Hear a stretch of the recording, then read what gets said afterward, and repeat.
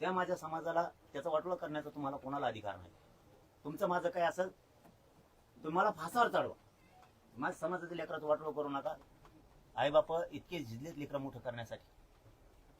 तिने ना कधी चप्पल घातली ना कधी छत्री डोक्यावर घेतली. ऊन असो वारा असो गुडघे केल्या चिखलात काम केलं. स्वप्न बघत होता काम करताना माझं लेकरू अधिकारी होईल त्याशी मला सुखाचा दिवस उठला. नाही झालं. माझ्या समाजाचं लेकरू नाही अधिकारी होऊ दिलं. माझ्या समाजावर जळणाऱ्याची संख्या प्रचंड आहे.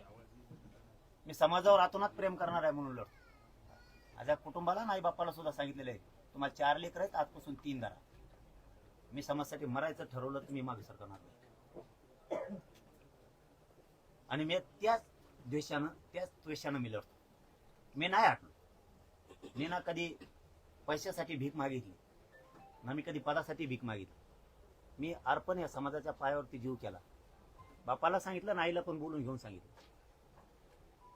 तुम्हाला 4 मुलं आहेत समजून चला. जगलो तर तुमचाच आहे पण जर गेलोच या समाजासाठी लढताना अजिबात कोण रडायचं. तुम्ही माझ्या समाजाचं वाटोळं करू नका. तुम्हाला जे राजकारण करायचं ते करा. माझ्या तळमळीपायी शिंदे साहेबांचे सगळे मंत्री कामात येत आहेत. अजितदादांचे पण काही येतात आणि भाजपचे पण काही येतात. ही फक्त माझी प्रामाणिक भावना आहे की माझ्या समाजाच्या लेकराचं कल्याण होतं. मी शिंदे साहेबांना सुद्धा शिव्या दिल्या, फडणवीस साहेबांना सुद्धा दिल्या, अजितदादाला सुद्धा दिल्या. काढून बघा मागचं. मी समाजापुढं नाही सोडत आहे. कारण नेता नेताच असतो, समाज समाजच असतो. हेच समाज तुम्हाला मोठं करणार आहे. त्या समाजाचं कमी वाटोळं करता.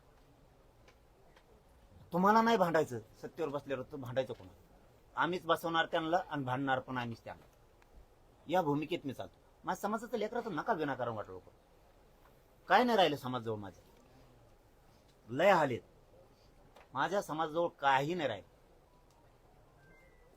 होता तोवर दानशूरपणानं दिलं आणि ज्याला दिलं त्याचे दिवस आले तर आता तो काहीतरी परत फेड करीन असं वाटलं.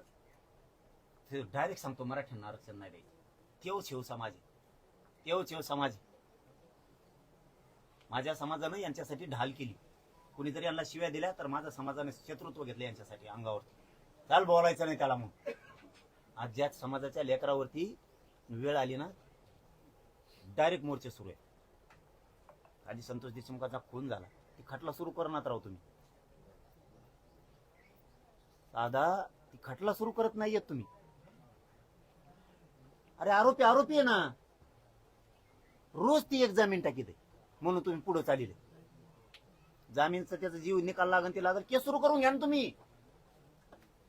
केस सुरू करून घ्या ना. ती त्यांना पळवाटा माहिती आहे. ती अति हुशार आहेत म्हणून ते आतून खोड करतायत काही काहीतरी.